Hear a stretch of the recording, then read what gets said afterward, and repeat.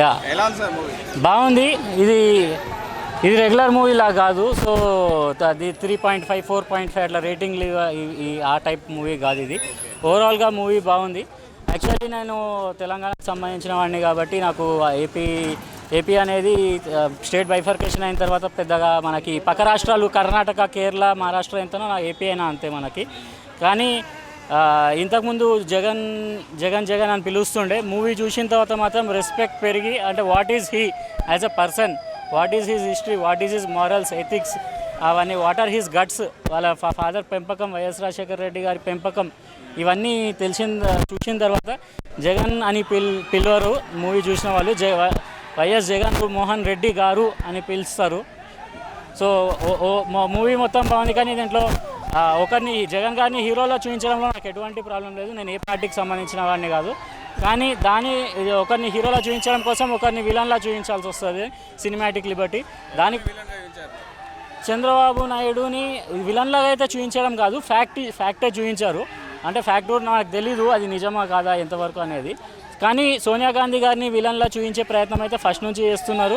దానికోసం ట్రైలర్లో కూడా పెట్టారు డైలాగు, పోస్టర్ కూడా రిలీజ్ చేశారు. If you can't defeat him destroy him అనేది.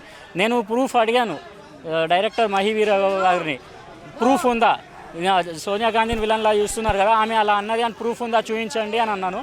కానీ ప్రూఫ్ ఏం లేదు అని అన్నారు. మరి ప్రూఫ్ లేనప్పుడు పెట్టొద్దు కదా అంటే నా సినిమా నా ఇష్టం అని అన్నారు. అది అతని ఒపీనియను, మహీవీర అతని ఒపీనియన్, అతని సినిమా అతని ఇష్టము. కానీ మూవీలో మాత్రం మ్యూట్ చేశారు ఆ పార్ట్. సీఎం చనిపోతే అతని కొడుకుని జైల్లో పెట్టారు కదా, అది యూపీ హయాంలో జరిగింది కదా, అందుకే సోనియాకి వ్యతిరేకంగా ఉండవచ్చు కదా స్టేట్మెంట్స్. అంటే ఒక సీఎం కొడుకునే జైల్లో పెట్టారు కదా. సీఎం కొడుకు అయితే జైల్లో వద్దా తప్పు చేస్తే? నాకు తెలీదు.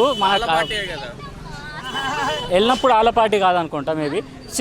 నేను మెయిన్ పాయింట్ ఏమైతే చెప్తున్నానో, సోనియా గాంధీ గారిని విలన్ చేసే ప్రయత్నం ఏదైతే చేశారో, సోనియా గాంధీ గారితో ఏదైతే డైలాగ్ చెప్పించారో, if you can't defeat him destroy him అనేది, ఆ పార్ట్ మాత్రం సోనియా గాంధీ గారిని విలన్లా చూపించే ప్రయత్నం. కానీ సోనియా గాంధీ గారిని విలన్లా చూపించే ప్రయత్నం. కానీ మరి మూవీలో ఎప్పుడైతే డిస్ట్రాయ్ హిమ్ అనే పార్ట్ మ్యూట్ చేశారో, ఎందుకు ట్రైలర్లో మ్యూట్ చేయలేదు? ట్రైలర్లో ఇంకా అలానే ఉంది. ఎందుకు పోస్టర్ ఇంకా డిలీట్ చేయలేదు? పోస్టర్ అలానే ఉంది. సో లేదు, ఇది అసలు బయోపిక్ కాదు. యాత్ర 1 కూడా బయోపిక్ కాదు. బయోపిక్ అంటే కంప్లీట్ స్టోరీ ఉంటుంది. ఇది కంప్లీట్ స్టోరీ కాదు. యాత్ర 1 కూడా ఓన్లీ పాదయాత్ర పార్టే చూపించారు. ఈ యాత్ర 2 కూడా ఓన్లీ 10 years స్టోరీ మాత్రమే చూపించారు.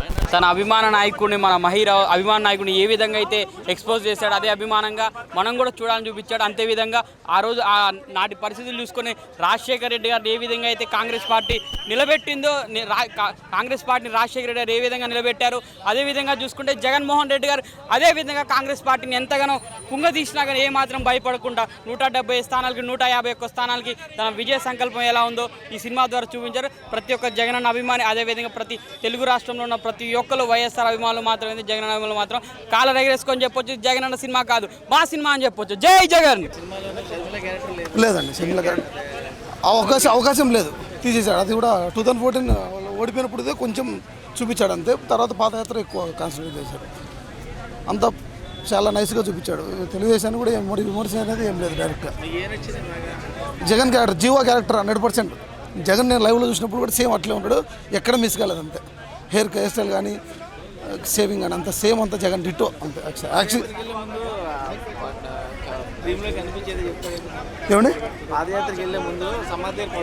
అవును, అంటే అది బాగుంది. అదే వాళ్ళ తండ్రి వచ్చి కళ్ళకి వచ్చేది చెప్పి ఎక్స్ప్లెయిన్ చేసినట్టు చూపించాడు. కానీ జీవో క్యారెక్టర్ మటుకు జీవించిపోయాడు అండి. జీవో అయితే కనుక అది 100% జగన్ చూసినట్టు ఉంది సినిమా థియేటర్లో. అది చాలా బాగా తీశాడు. అది డీసెంట్ మూవీ, ఎవరిని విమర్శించలేదు.